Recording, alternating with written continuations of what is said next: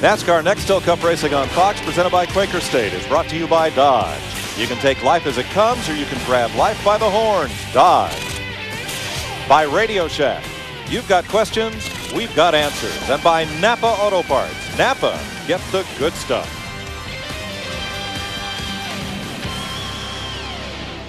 Tony Stewart, Scott Wimmer, a lap down on penalties. Stewart, as we're on 1 to go. You see from our Quaker State aerial coverage, Kyle Petty got the free pass, attaboy. And Tony Stewart comes in to check the alignment down the left side. Sterling Marlin will be our race leader. Rusty Wallace, Greg Biffle, Ryan Newman, Brendan Gaughan coming around to complete lap 209, completing the 5th caution of the day. Green flag. And how Sterling Marlin in the 40 car soon the lead. They've been flirting back there about 10th to 12th. I knew somebody was going to roll the dice and try it. About 20 laps on those tires. That Lee McCall group decided to try 2 right side tires, get that track position. His best friend right now is Scott Riggs in the 10 car, holding Rusty Wallace up because that'll let those new right side air pressure equal out to the left sides. He needs a few laps for it to come to him. I think it's a pretty good move right now. See what it's going to do. Might pay off later. Got some good track position. Have at it, leading the race on TV. Don't get any better than this. Ryan Newman up the hill. Brendan Gaughan moves underneath him and takes over 4th. Yeah, I think with only 20-something laps, I know there were some teams, I don't know that Sterling Marlin's group did it yesterday. Some teams tried that in practice just to see how it would react. The whole culprit here is the right front tire. The left side tires are not having to do that much work. It's that right front tire that gets all the work. In the garage, Ricky Rudd, Casey Mears with crash damage. Same for Jeff Burt, Jeffrey Bodine, Casey Kane, Kirk Shelmerdine, Joe Ruttman, Andy Hillenberg out of the race. Now that's Frank Stoddard talking it over with Greg Zipadelli, the crew chiefs on the 2 cars, explaining what happened in the incident. Let's show it to you one more time as we continue under green here. This is what brought out the caution. You see the 32 car, Ricky Craven. He's got to check up. Wimmer has nothing to do with back off. Here comes Tony, closing fast. I can't see where the 22 car did anything wrong. Tony doesn't agree. They have a little talk here. Hit me again. I'll hit you again. Why'd you back into me? Why'd you run into me? Yeah, right. Earlier, Tony Stewart was asked about drivers who take it all in stride versus drivers who get angry when things happen. What do the fans want, They get Tony? tired of just the plain vanilla guy out there that just, every time something happens, he just thinks he's sponsors, thinks he's car owner and the crew, and smiles and has a happy day.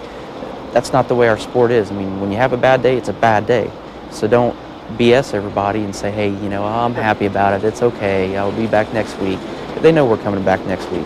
They want somebody that shows their true emotion and is not afraid to show it. I think that's what our race fans respect. And right now, guys, he's back there in 28th position. 1 lap down, and Darrell, that car, I don't think it's very good right now. No, I don't think so either. It looked like they were trying to adjust the toe. He hit that right front pretty hard. But you know what?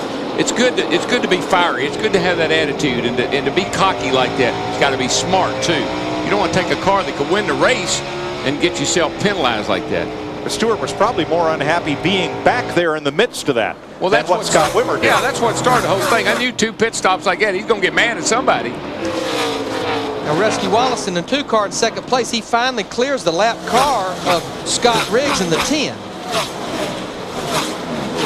Now he can set sail after Sterling Marlin, who is the 6th different driver to lead this race today. Scott Riggs in that 10 car right now, he would be the car that would get the pardon should the caution come out. His crew had a lot of work to do late yesterday in happy hour. In fact, him and Tony Stewart in the 20 car got together in practice. Scott hits a wall. They decided to fix that race car. They've done a great job of getting that car going, Larry, because he was really not good at all. He got lapped early.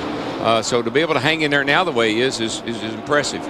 Comeback of the day award so far, Jamie McMurray. Since his lap 58 crash with Casey Kane, he has come back onto the lead lap and now into the top 10. And what really cost him, remember on that first pit stop, he pitted out of his box and they had to back him up. That's what really cost him a lot of time.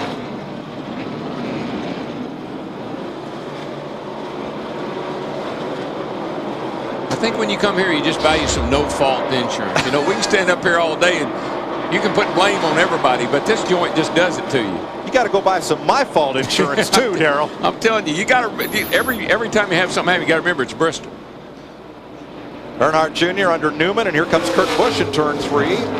Yeah, Newman he's just been blessed by some good time caution flags to keep him where he is. Junior to 5th, Kurt Busch to 6th. Yeah, Junior opened the door for Kurt Busch to go underneath Ryan Newman as well. I think Ryan Newman's good as long as those tires are real fresh. Yeah. Next car back behind Newman is Dale Jarrett. A couple of lap cars separate them. Then Jamie McMurray and Jimmy Johnson. Jeannie?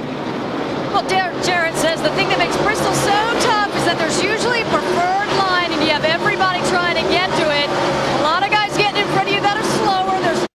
No, and as good as Rusty's car has been, I think even if Sterling had 4 brand new tires, I think Rusty would still be right there hounding him the way he is. So I don't believe it's really a tire issue right now. It might get to be one.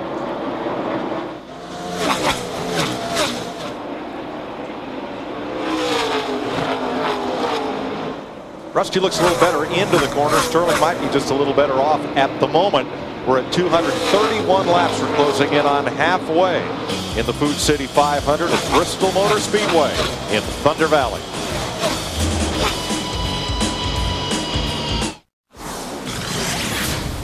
Mach 3 Turbo Champion invites you to enter the Young Guns Challenge. Each week, a lucky fan will win $5,000. Go to GilletteYoungGuns.com for details.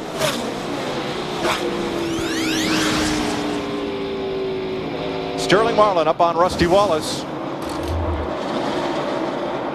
Young Guns, old gunslingers. Now here's two fellas, Darrell, that have raced each other for 20 years, kind of know each other's tricks and traits, and yet they're not running all over top of each other. No, and it's kind of like Rusty sitting there like old Clint Eastwood. Have I fired 5 times or have I fired 6? Matt, do you feel lucky? I sure do. I don't know if Sterling Marlin will soon. Frustration starting to build for Rusty Wallace. The first car with 4 fresh tires, but he is starting to get frustrated because Sterling, he says, is holding him up. It's making Rusty's car get tighter and tighter. In fact, he said to his spotter, I don't want to move him over. Don't being the operative word, but he will if he has to. Well, Piffle's closing in to make it a 3-car battle, though. First of all, Matty's got to get to him, and so far he ain't gotten close enough to him to move him over. Sterling's last top 5 finish here, second to Alan Kulwicki in 1991. Of course, Sterling got his very first top 5 finish in over a year at Rockingham last month. And if you look at timing and scoring, I mean, Rusty and the 16 Bolt are a little bit faster than Sterling, but he's in the lead. From old gunslingers to raw rookies, Brendan Gaughan. Let me tell you, he's having so much fun out there. Well, just listen to this. Does that give me a bonus, Mr. Penske, sir? Not yet. Complimenting one of the owners, I think, should warrant something. Still got a long ways to go. We got to keep focused, not make any mistakes here. That's some worry work. Having fun this year now. We're doing all right. I got my focus on for you, Shannon. Just going to keep trying to click off laps like this. I have to be the pessimist out of the group. Oh yeah, I forgot. Mr. Penske said, yeah, you'd get a bonus. That last voice is Buddy Baker. What is this, a lounge act? I'm telling you. And here I was telling you, you don't have time to talk around here, and they're just having a normal conversation. That would be Mr. Penske right there, Roger Penske. But yeah, I mean, Brendan has had some good qualifying runs. He had a good qualifying run at Las Vegas. But no matter what happens, as we just crossed the halfway mark of this race, in the second half, those guys need to be happy and proud of this weekend. Behind him, though, Kurt Busch and Ryan Newman are closing in. Well, Kurt Busch is. I'm not so sure about Newman. He's got his hands full. He's not got the best race car out there right now. That 42 car looks mighty racy, though. He's been coming there, clicking through, got by Dale Jarrett. Hey, guys, next week we go to Texas. How about that? That'll be a lot of fun.